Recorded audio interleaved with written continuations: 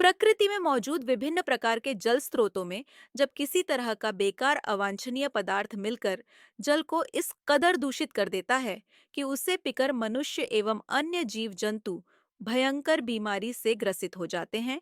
जल में होने वाले इस परिवर्तन को जल प्रदूषण कहा जाता है। जल प्रदूषण के कारण एवं निवारण इस प्रकार है।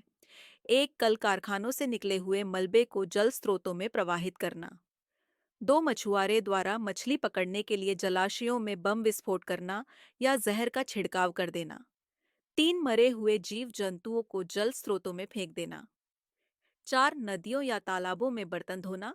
कपड़ा धोते समय या मवेशियों को नहलाते समय साबुन का झाग शुद्ध जल में मिलकर जल को अशुद्ध कर देती है। पाँच, पेट्रोल का आयात निर्यात समुद्री मार्गों से किया जाता है।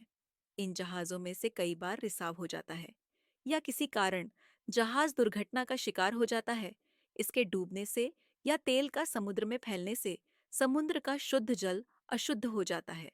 जल प्रदूषण को रोकने का उपाय इस प्रकार है। कल कारखानों से निकले हुए कूड़े कचरे को शुद्धित करके ही प्रवाहित करना चाहिए।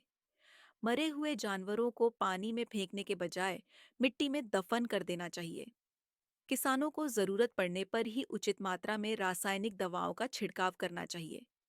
गंदे कपड़े अथवा मवेशियों को जलाशयों में नहीं धोना चाहिए।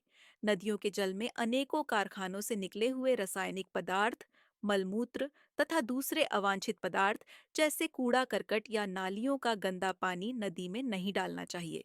उसी गंदे पानी को अनेकों जीव जंतु पीकर अपना जीवन यापन करते हैं। ऐसे में अगर वह इस गंदे पानी को पीते हैं तो वह कई प्रकार के जानलेवा बीमारियों से ग्रसित हो जाते हैं।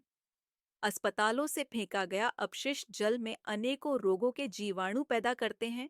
कुछ स्थानों पर शवों को भी जल में बहा दिया जाता है।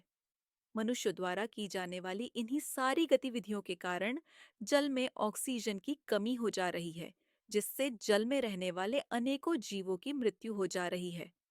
जल प्रदूषण से अनेकों रोग हो रहे हैं, जैसे पीलिया, टाइफाइड, कलरा, डायरिया इत्यादि।